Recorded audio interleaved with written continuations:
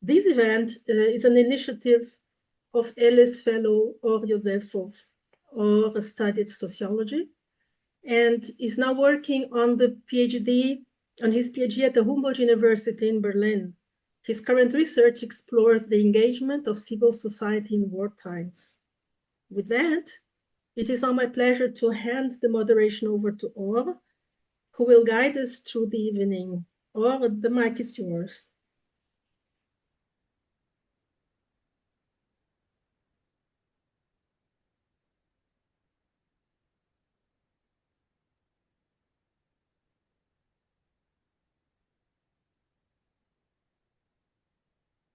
Oh, I think you're still on mute.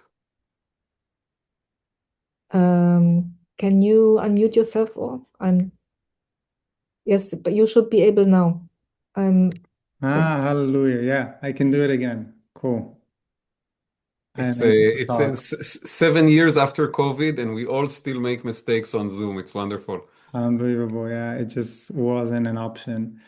Yeah, I think I didn't get the last few sentences of you, Michal. I think you were also muted for me for some reason. Or for I the think we other. were centrally muted. So Okay. I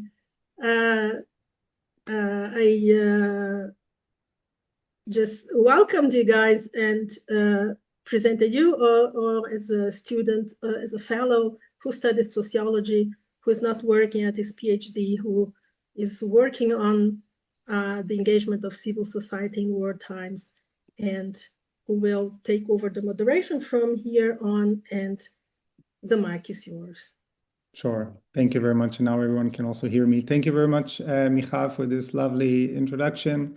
Maybe just as a quick note, our online participants, we wanted to urge you to ask and write down your questions in the chat here in any time, so that we will get to that after Amir's presentation. We can engage and have and raise our own questions to his book, but also on the aftermath of October 7. I'm very happy to welcome this evening Amir Tibon, our guest this evening. Amir works as a journalist for the Israeli newspaper Haaretz, and is the author of the award-winning book presented here today, The Gates of Gaza, a story of betrayal, survival, and hope in Israel's borderlands. On October 7, Amir survived the Hamas attack on Kibbuz Nahal Oz, where he lives together with his wife and 2 daughters. The book recounts those moments of existential uncertainty from the perspective of his family barricaded in their safe room, ultimately rescued through an extraordinary courage of Amir's parents. At the same time, The Gates of Gaza offers a multi-layered portrait of the community of Kibbuz Nahal Oz near the Gaza border. I'm sure Amir will elaborate on that. And drawing on most Israeli and Palestinian sources, he examines the systematic failures that left civilians fully defenseless that horrific day.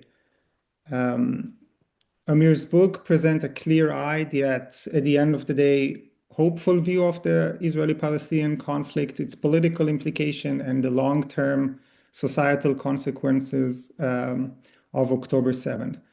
Earlier in his career, Amir also worked a couple of years for Haaretz, also as its correspondent in Washington, and co-authored a political biography of Mahmoud Abbas, Abu Mazen, the second president of the Palestinian National Authority, reflecting his long-standing engagement with both Palestinian and Israeli politics.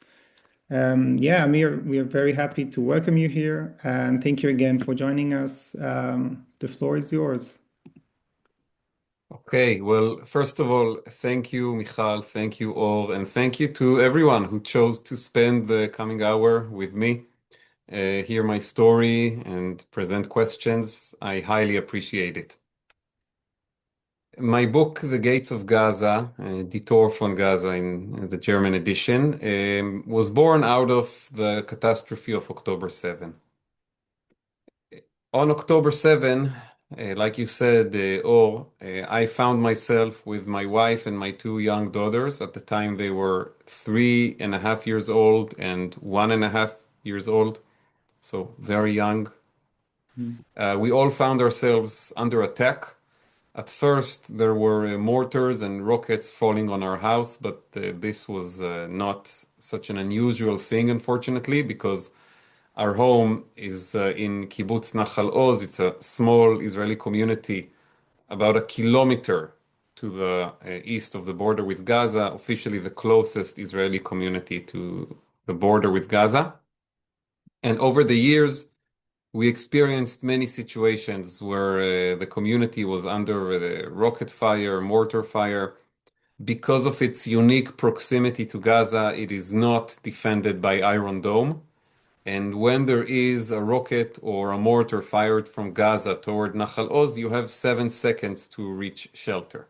That's how long it takes from the moment that it is launched until it can land potentially on your house. That's reality for communities on the border with Gaza. And I'll talk a little bit more about those communities as we progress in our conversation this evening. But the situation of being under rocket fire and mortar fire, as we did on the morning of October 7, was not very unusual for our family.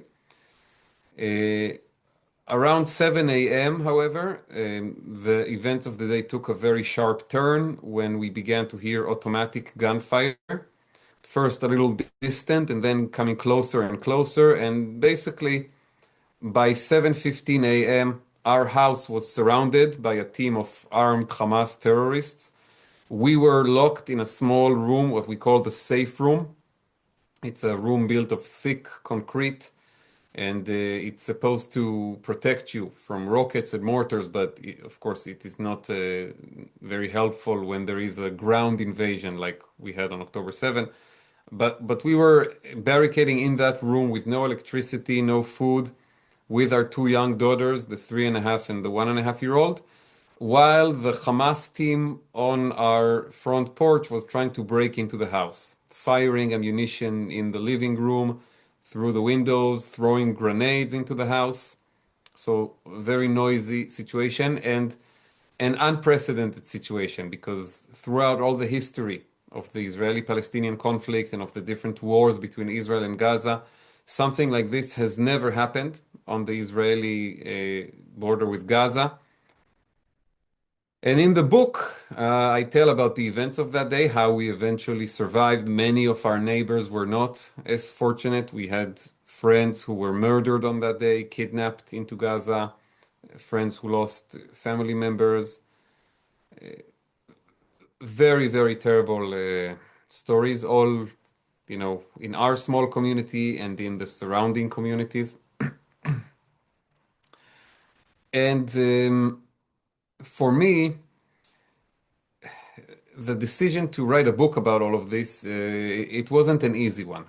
Because after we survived October 7, we left the kibbutz around 10, maybe even 11 p.m. in the middle of the night, under fire. We were evacuated in a bus with many of our neighbors and friends, everybody shocked and traumatized. And then we were evacuated to another kibbutz, more kind of in north central Israel.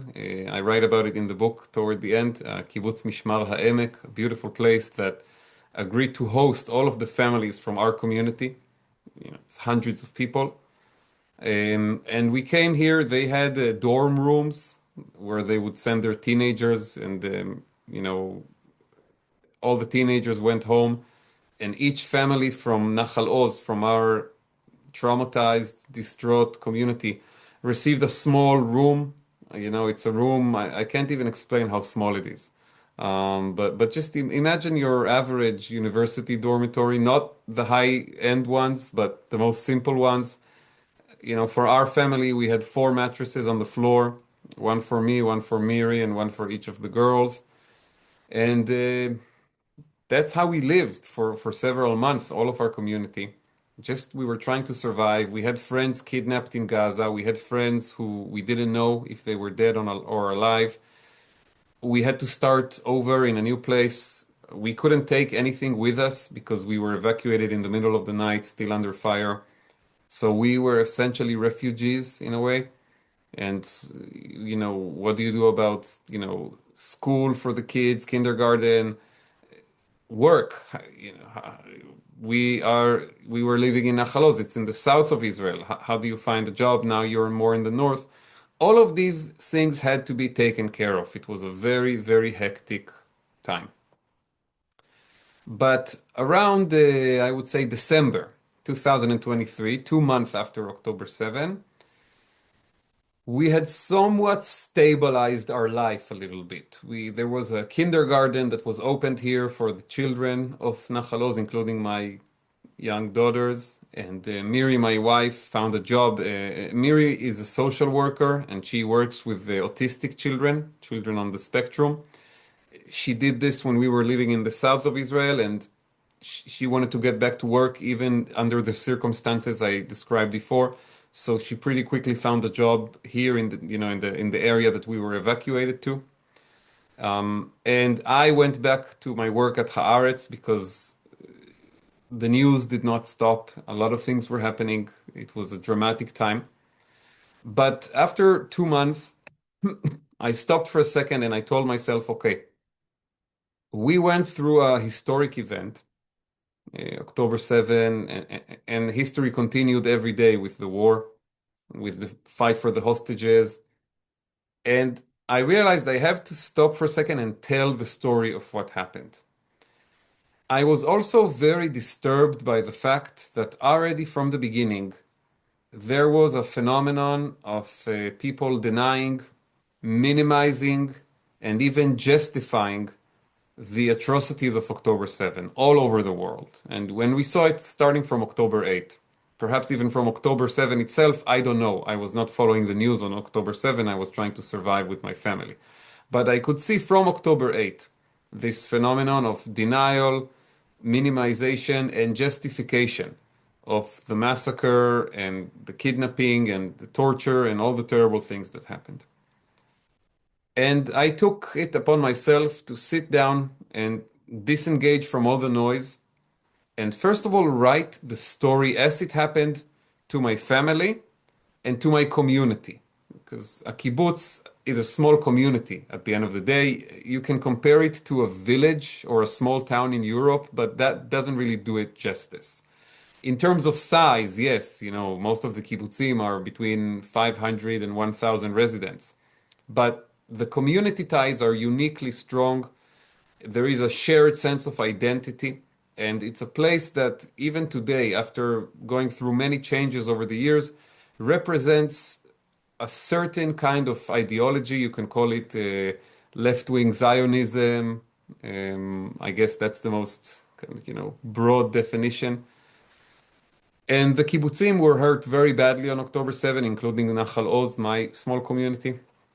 And so I wanted to tell the story, tell it through a family perspective and a community perspective. And I knew from the start that I wanted to write it in English, first of all, because these troubling things I was seeing all over the world, they were mostly happening abroad. Or the people, like I said, who were, denying and minimizing and justifying it. And I said, I have to tell the story to the world. And what I did, I just started writing. Like I said, we were going through a lot at the time, and the conditions were not ideal. But I would wake up every morning at 4, and I would leave our little room, leave Miri and the girls in our little room, and go and write in the library. And I would work until 6:30 in the morning. I would have 2.5 hours every morning just writing. By the way, that's also how I wrote my first book. But of course, back then it was a very different situation in my life. And during the day hours, that's when I conducted research. So I would do the writing 4 until 6:30 in the morning, then kind of organize the girls for the day, and during the day hours, I would try to do the research. Now, at first, my research focused mostly on the events of October 7 in Nahal Oz, what happened with the military, where was the military, the story, I write in the book, the story of the heroic security team of the kibbutz, including a neighbor of mine who died fighting the terrorists and others who survived but went through terrible trauma and pain. But very early on in the work process, I realized that if I will write only the story of October 7, I will be doing an injustice to the story of October 7, because October 7 is not a day that lives on an island, and it's not a bubble. October 7 is a very dramatic and impactful day in the history of 100-year-long conflict between two nations, two people. And you cannot understand October 7 if you don't understand very basic things about the conflict. Like, for example, why were kibbutzim founded along the Israeli border with Gaza? There are 20 different kibbutzim along that border. Why? What caused Israel to build these small communities on the border? Who would go and live there? Why would people, including me and my family, by the way, because I was not born or raised in Nahal Oz. I actually grew up in a totally different part of Israel. Why would someone choose to go and live there? And something that often surprised people when they would hear it, and I would get questions about it after October 7, why were these communities so, let's call it peace-seeking in their outlook and so supportive of peace with the Palestinians and of the two-state solution? And you had this story, including, by the way, in my own kibbutz, of people who volunteered in humanitarian organizations that helped Palestinians from Gaza. How can you have that kind of view of the world when you live in a community that is bombarded by Palestinian terrorists from Gaza on a regular basis? And then how did October 7 change people's point of view and the politics?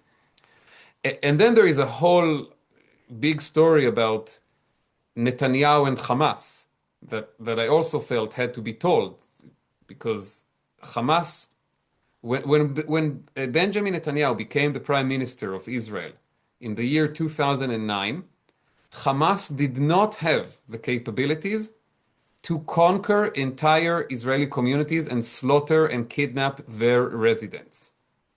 Simply, they couldn't do it. They didn't have the ability to do it in many different factors. What happened between 2009 and 2023 that suddenly we woke up one day to Hamas conquering an entire region of Israel, slaughtering the civilians, kidnapping people, overcoming military bases? What happened during those 14 years? How did this become possible? And there's a huge story behind it, of course, of Netanyahu purposefully, as a policy decision, strengthening Hamas, coddling Hamas, preferring Hamas. And this is a huge part of the story as well. So all of this had to be told, and this is already a lot for one, I would say, humble book, because this is not a 700-pager. Okay, this is, I don't know how many pages it is in German. In English, it's about 300, kind of like your average I think size. also in German it is around 300, 350. Yeah. What I decided to do is to write it basically in a back and forth kind of structure, where I begin the book on October 7 at 6:29 a.m. when the first mortar falls near our house and we wake up from the explosion. And that's chapter 1. But then chapter 2 is a history chapter that goes back to the 1950s, to the foundation of Nahal Oz, and actually it even goes a little further back to the 1940s, to Israel's War of Independence, the Palestinian Nakba, the creation of the Gaza Strip, right? Because if you look at the maps before 1948, there is no such thing as the Gaza Strip. There is the city of Gaza. Yes, it's along the coast. You have Tel Aviv and Jaffa and Ashdod and Majdal, which we call Ashkelon, and then you have Gaza City, but there's no Gaza Strip. So you even have to explain how the Gaza Strip was created, which is a fascinating story of a historical accident. So, chapter 2 is a history chapter, and then chapter 3, I go back to October 7. Chapter 4 is again a history chapter about the Six-Day War, Israel conquering Gaza, the relationships. And basically, that's how the book goes back and forth between the events of October 7 in our house, in my kibbutz, and the story of my parents, the rescue story, you can call it, and their journey from Tel Aviv to come to the kibbutz under fire and save us and save many other people. So it goes back and forth between October 7, the different kind of scenes that are included, and the history. And I felt it was very important to do it this way because otherwise people won't understand. Why did we go and live there? What is this place? Why would anyone live there? Why is there an enmity between the people in Gaza and the Israelis on the other side of the border? How did Hamas become so powerful? How could they do this? How could Israel not pick up all the intelligence signs? What was going on in Israel and in Gaza before this happened? All of those are critical questions. I can tell you so I had already kind of like a structure and a chapter and a half, and I went with this to find a publisher. And the book was purchased by Little Brown and Company, which is a pretty big publisher in the United States. And I was assigned a wonderful editor, Alex Littlefield. And Alex told me right away that he likes the idea of the back and forth between October 7 and the history, but he said under one condition. And then he came along with such a beautiful American sentence. He said, the historical chapters should not feel like you have to eat your vegetables.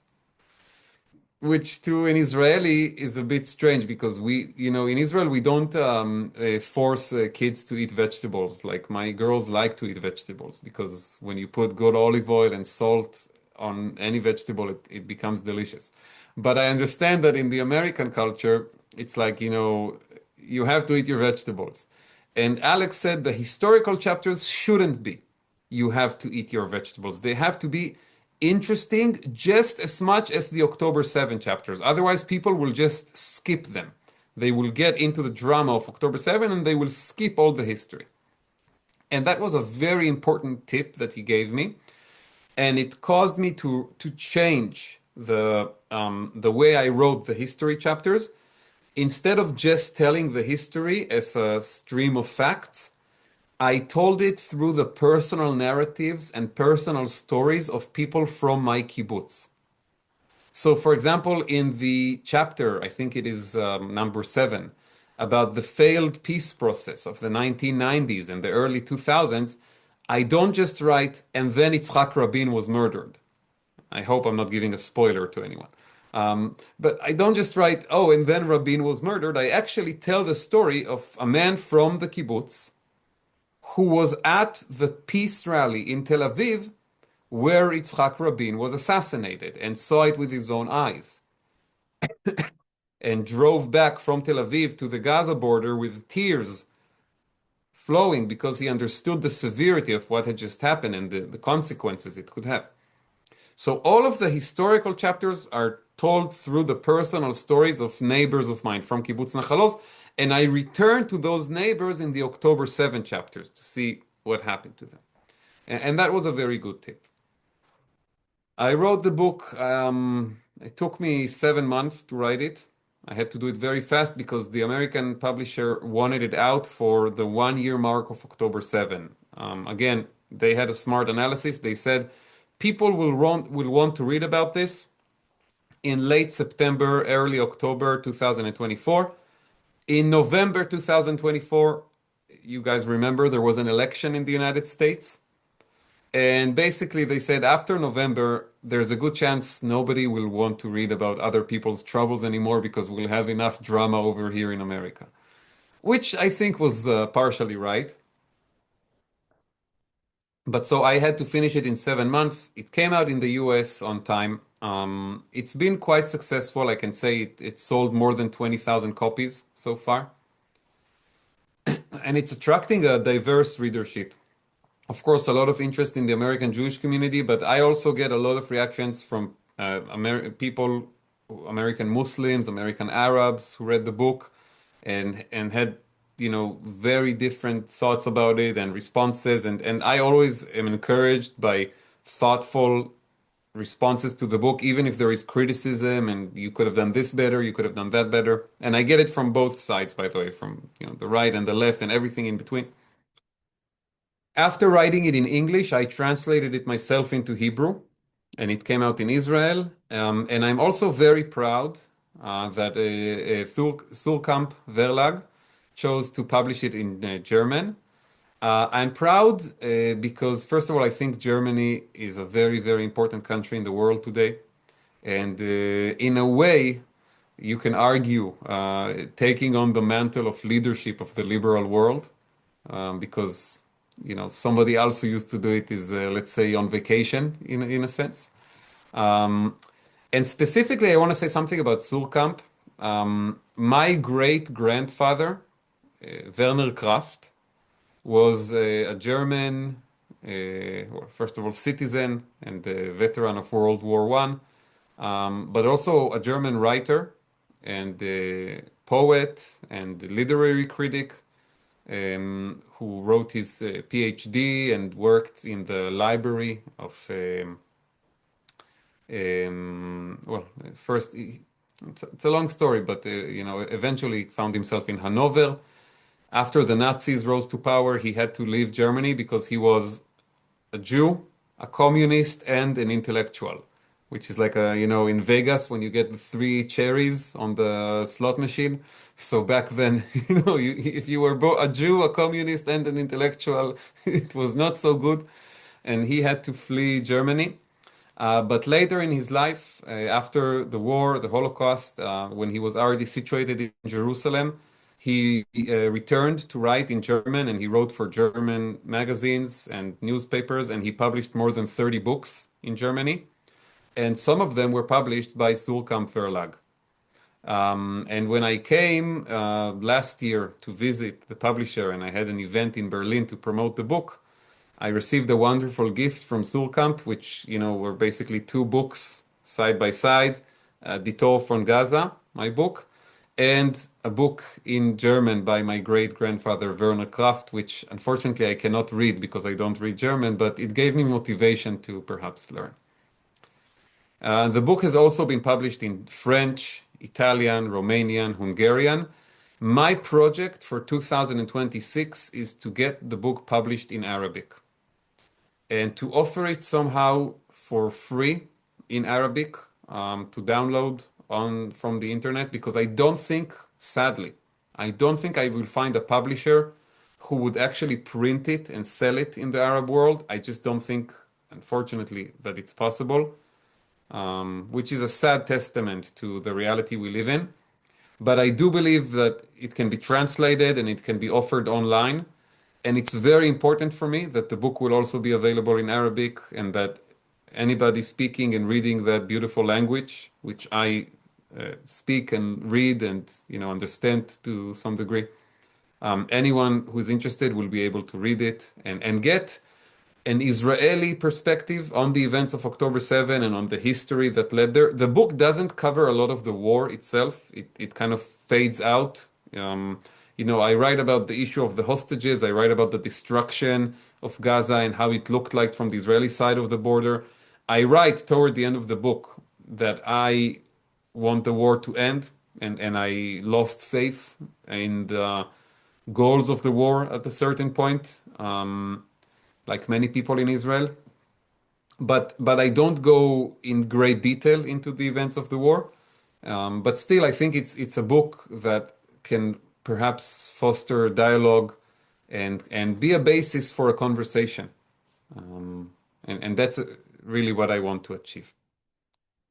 So I will stop here because I've already spoken quite a lot, and I hope people have questions. And I'll take another sip of tea. And then, or maybe you want to present some questions, maybe people from the audience want to send, but I'm here to answer. So go ahead, please. Sure. Thank you very much, Amir. We are also hoping that you will find maybe a publisher or a place that would eventually translate it to Arabic, following a bigger readership in some way. And thank you also very much for explaining also this in some way unusual table of contents of like jumping back and forth from the present to the past, to the present to the past, and how you narrate it through personal perspective and experiences of members of the community of Kibbuz Nahal Oz. Maybe before we move to questions from the audience, which you could, as I said in the beginning, you can always write them down in the chat, and we can ask then Amir and raise them. I wanted to ask you, you recall that in the war of 2014, I think it's in the first chapter of your book, you were still in sort of outside observer because you were living in Tel Aviv. You were not a member of the Kibbuz Nahal Oz. But after moving to Nahal Oz, you become both a resident and a reporter in war zone, ultimately experiencing war, as you mentioned, also literally inside your own living room. I was wondering, how has this shift from sort of a distant observer Israeli that kind of like don't really know the day-to-day life or the everyday life of the borderlands of Israel, how this shift from a distant observer to a direct affected person change your journalistic work, if it has, or writing as both a survivor, but also as a journalist that has certain objective in front of you? It's a good question, and I would obviously draw a big dividing line of before and after October 7. Before October 7, my decision to move from Tel Aviv to Nahal Oz and continue to work as a journalist, and at some point I, become a diplomatic correspondent for Haaretz. I felt like actually it was a bit of a secret advantage, because I could see with my own eyes some of the things that I was reporting about, specifically when it came to Israel and Gaza, which was for many years a military issue, but also a diplomatic issue, right? You had all this cooperation with Qatar and agreements and the trucks that would come in with the cement and the dollars that were brought to the border crossing from Qatar, and all of those things you could really see with your own eyes. And you could sense when things were getting more tense, when things were actually going to some de-escalation. I felt it was actually quite helpful. Of course, it also came with challenges because most of the media ecosystem is in Tel Aviv, a little bit is in Jerusalem, where the parliament and the government are located.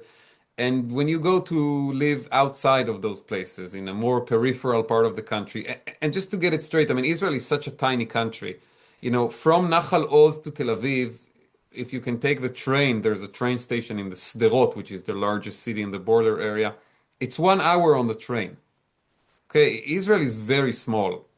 If the train is running from Sderot. Exactly. There can be problems Yeah. with the train, but let's assume it's working. And if you don't have to drive through traffic, if you can leave home a little earlier or a little later and avoid the traffic, an hour and 20 minutes. I mean, it's all very close. But you still pay a certain price because at the end of the day, especially in the evening when there is kind of like work affiliated socializing, people go out to drink and exchange gossip and tips and ideas. You're not there. You're back in your house in the kibbutz on the border. But for me, I knew that this was part of the decision. I was very proud and very kind of, feeling in my heart that it was the right thing. And I loved the life on the kibbutz. And I also felt that it brought certain advantages also for my work. Of course, after October 7, it's a different situation. And I think, it was very hard for me, for example, to write about the issue of the hostages when I'm basically writing about friends of mine, people I know personally, family, close relatives, like a son or a brother of other friends of mine. It just was so personal. And I was writing about this, as a diplomatic correspondent and then as a senior analyst for the newspaper. It was very hard to, and you know what? I don't think I succeeded actually, to create some kind of an imaginary wall between my connection to this issue from a personal, emotional place and my writing about it. I think it's beyond what is humanly possible to create that kind of, complete distance. And again, maybe you can say that it brought some advantages to my work, especially when I was writing more as an analyst. I felt like I brought a certain passion to writing about this issue, and maybe that hopefully had somewhat of an impact on some of the readers, especially with an eye to Washington, people who read my articles in the English edition of Haaretz. I don't know. We'll find out one day. Cool. Yeah, thank you very much for your answer. Maybe another question I had before we move to the question from the audience. You mentioned it also briefly. So in Kibbuz Nahal Oz, 15 people were murdered on the 7th of October, eight were kidnapped. One of Yes. them was your dear friend Omri Miran, who also came back after he was held hostage for Yes. 738 days. He was eventually released through a hostage deal after significant pressure on the US Trump administration, who put even more significant pressure on the Netanyahu government. I wanted to ask, how has Omri's return to his wife and daughters affected the community of Nahal Oz? How does the community begin to support a sort of reintegration or health process after such a prolonged captivity, while at the same time also living its own trauma? I think you mentioned you were dislocated, evacuated to another place, living in Mishmar HaEmek. How does this whole... Yeah. Okay. First of all, October 13, that's the day Omri was returned October 13. with 19 other living hostages. And it was a day of joy and just pure happiness. A few weeks afterwards, I had an event in Paris for the French edition of the book. It won a prize in France. And Miri and I flew there. And we were like walking the streets, and we suddenly said, we can actually be happy. Because I can tell you, until Omri returned, nothing in life was really happy. Nothing. I mean, even the best moments. And during those 2 years, sometimes we had good moments. You have a birthday for your child, you have a good day at work, you have some professional success, you do something fun as a family. These things still happened. We lived our life. Yeah. But there was never a sense of real happiness, because all this time, people are dying. There's a war going on, and you have a friend who's there caught in the middle of it. You don't know if he can survive, if he's alive. And suddenly, in November, it was about maybe 3.5, 4 weeks after he returned, we were like, it's just this feeling of relief. Yeah. At the same time, we remember also the fact that more than 40 hostages were kidnapped alive on October 7, but did not return alive. They returned dead, including Tzachi Idan, my friend and neighbor from Kibbuz Nahal Oz, who we could have brought him back alive to his family. He was also a journalist, right? No. Okay. You are confusing with Ro'i Idan, who was a journalist, photojournalist from Kibbutz Kfar Aza. Yeah. Who was murdered on October 7 with his wife, but his 3-year-old daughter was kidnapped and saved by an incredible family from their kibbutz. Somebody should write a book about that story as well.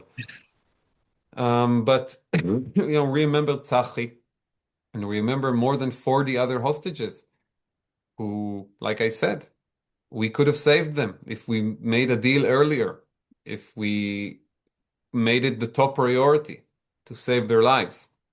So it's always, mixed feeling around this issue. But today, obviously, the situation is better in a sense, but I can tell you the war is not completely over yet.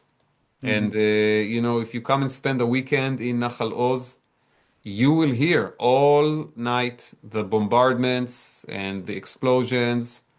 And this is not a real ceasefire in that regard. It's better than the situation before, when you had huge numbers of people dying and you had hostages, and from the Israeli side, soldiers getting killed and injured every day.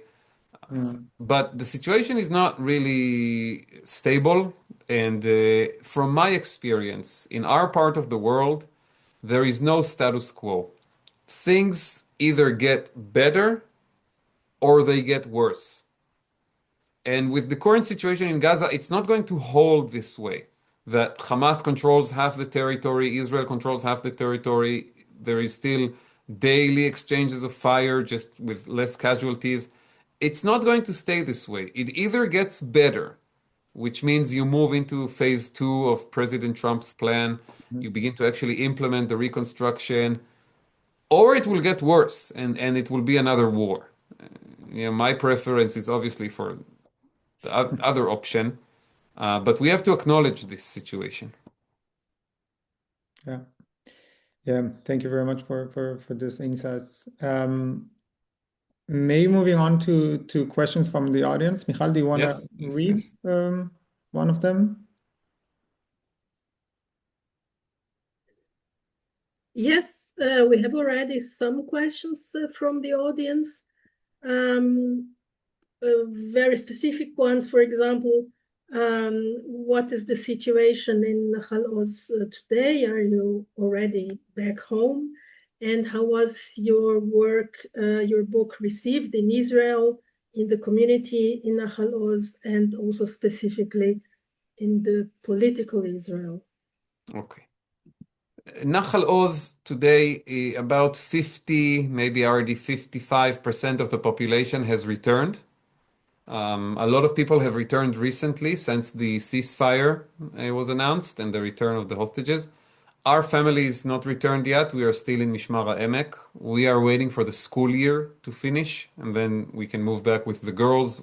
We had a deliberation around this.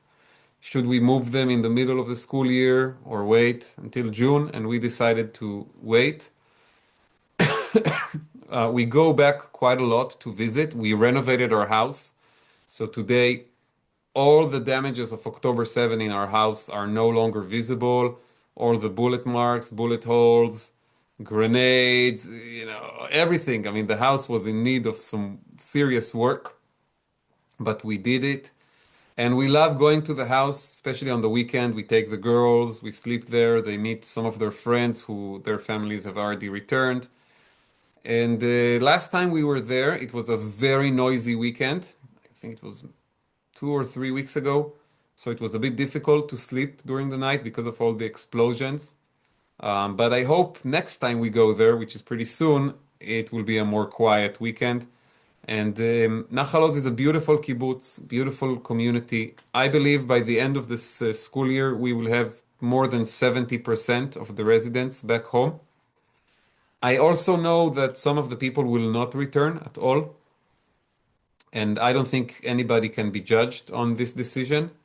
And I hope and believe other people will join and want to take part in rebuilding this community for the future. Regarding the question about the book, the book sold a very nice amount of copies in Israel. I don't have exact numbers, but I suspect it's between 15 and 20,000 copies. It won an award here in Israel, the Bernstein Prize, which is one of the top literary prizes in Israel. So it won the prize for 2025.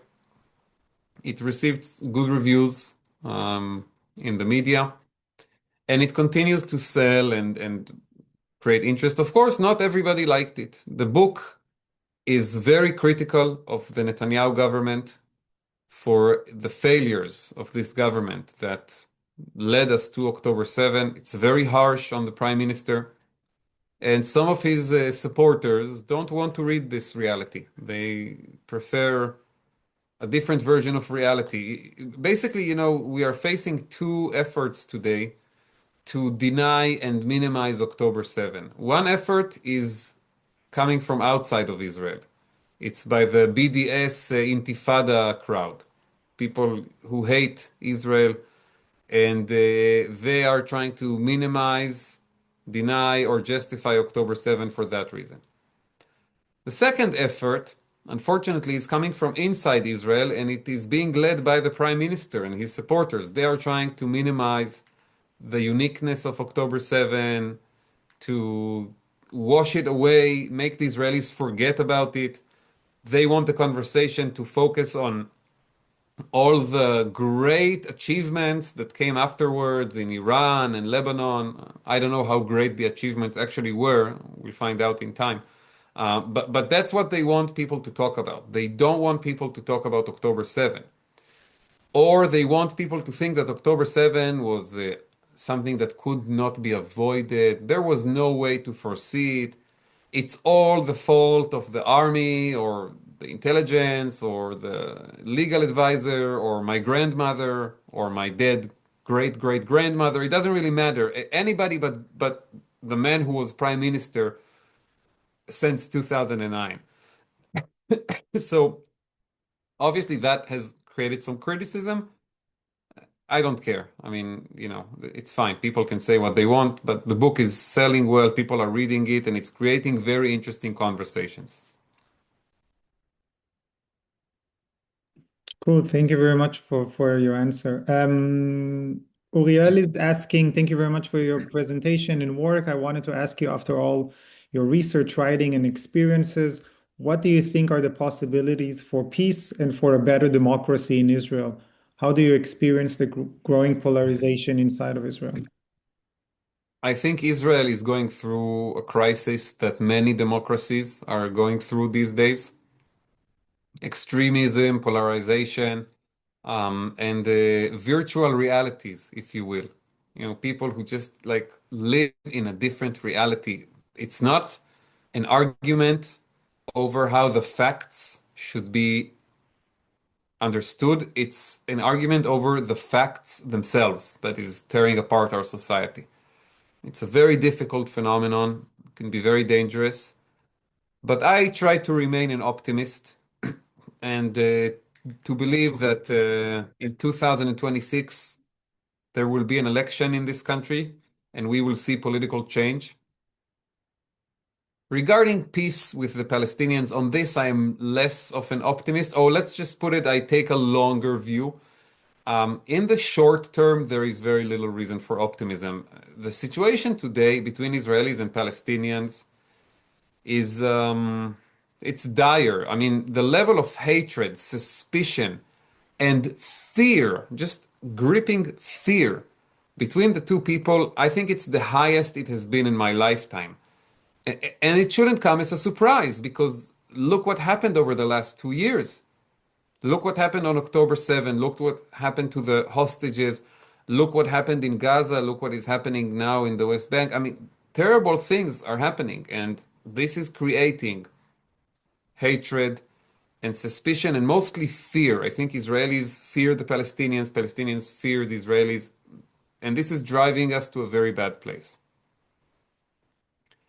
I do want to note that if you take a longer view of history, look at Germany and France, for example. Two countries that for many, many years, you can say centuries, but you can even look at kind of a more condensed period of decades, killed millions of each other's people. And today, when you cross from France to Germany, or the other way around, you don't even pass through a border checkpoint. You don't even have to show your passport. So maybe we can reach that place one day. Maybe. I want to be hopeful, but I think it will take a long time, and there will have to be a serious process of just de-escalation, because the level today of fear in our societies is the highest it has ever been, or at least in my lifetime. Yeah, but building also on this last question, but do you see also the demilitarization projects or prospects of the Gaza Strip as probable? You mentioned the second part of the Trump peace plan. Yeah. There's the stabilization force that should come apparently from Turkey, Azerbaijan, whatever neighboring countries that willingly will send us I think there is an inherent contradiction between the idea of the international force entering Gaza and the international force taking away the guns of Hamas. There will be an international force only if they know that they don't need to take away the guns. I don't see any country actually doing that. That's just the cold, bitter truth. I do think you can get Hamas to give up their rocket launchers, their mortars. I don't know how much of it they have left anyway. I think the biggest question and the one thing Israel should insist on is actually drones. Not AK-47s and M16s. We are never going to collect the last one of those, and Hamas will not give it away. I think Hamas will be able, under the right kind of pressure, to give up their rocket and mortar capabilities. But the biggest question mark and the biggest problem is the drones. We saw in Ukraine, in the war between Israel and Hezbollah also, by the way, the threat of the small drone industry and what it can do and how it can terrorize communities. And this is the one thing we should insist on as a red line, that Hamas will not have its own industry of small drones being created in Gaza.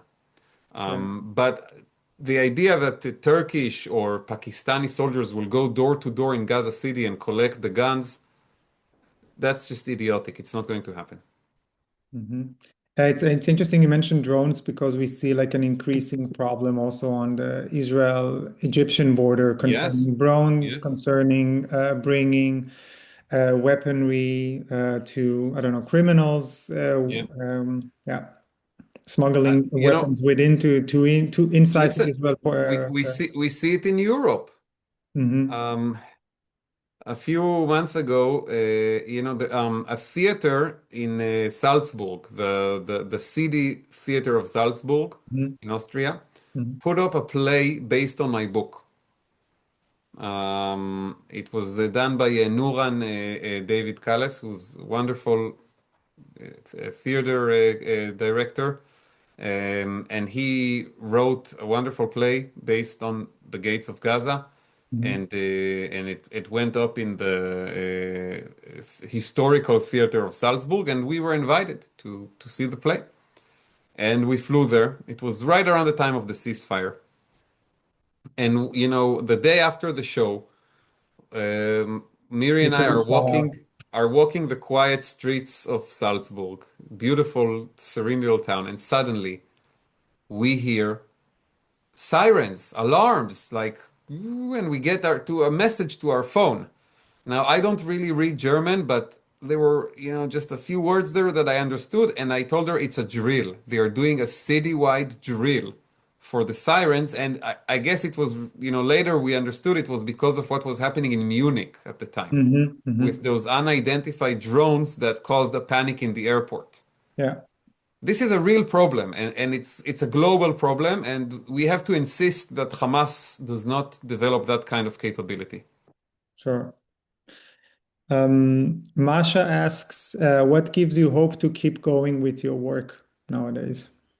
My daughters. Your daughters. My daughters. That's what I do. Everything I do is for them. That's the only thing.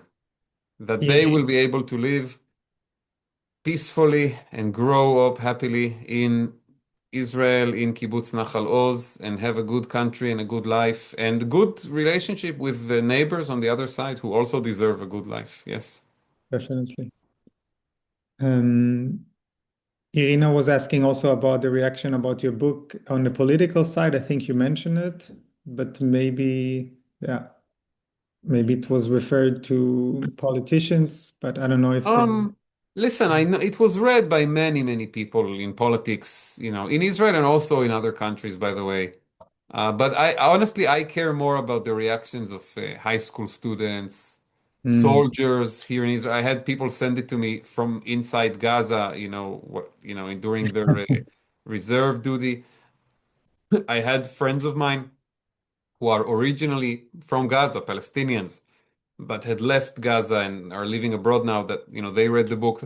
Reactions from ordinary people are more important for me than what some member of Knesset said about the book.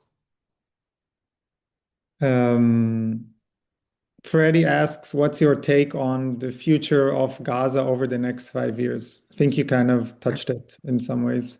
I hope that the Trump plan can work. I think we have to be humble about what it can achieve and what it cannot achieve. And I think if there is a different Palestinian government that is not Hamas, but it's a government of more moderate elements in the Palestinian society, supported by countries like Saudi Arabia and Egypt and Jordan, and of course the Palestinian Authority. There is a chance for reconstruction and a better future for Gaza. If Hamas clings on to power, nothing good will come out of it, because countries will not put money on rebuilding Gaza if they think that 3 or 4 years from today, there can be another war between Israel and Hamas. I mean, why burn your own money? Why put your own money on fire? If you're investing the billions upon billions that it will take to rebuild Gaza, you want to see that there is a different government there. It's not Hamas, so there wouldn't be a war 3 or 4 years down the line, and all your investment will become rubble again. This is an important part of the equation. I think we can do maybe 2 or 3 more questions before I my voice runs out. Sure. Michal, do you want to pick one of the questions? Well, maybe as a follow-up to what you just told, Amir, there's a question asking what changes do you see in the Arab world for a peace process? I think before October 7, there was an important movement toward expanding the Abraham Accords and signing more agreements directly between Israel and Arab countries, bypassing the Palestinians. I think October 7 and the war made that more difficult and reinstated the Palestinians at the heart of the Middle East peace process. Whether that's a good thing or a bad thing, anyone will have their own opinion, but I think that's the reality today. And I think there is still a great deal of interest in the Arab world for getting closer to Israel, for fostering good ties with Israel, enjoying the benefits of economic and intelligence relationships with Israel. But in order to turn all of that positive energy into diplomatic, formal relations, there has to be also something on the Palestinian issue. And the current Israeli government is not ready for that, which means this will remain probably for the next Israeli government that will show perhaps a more flexible diplomatic approach in order to seal these dramatic deals with the Arab world.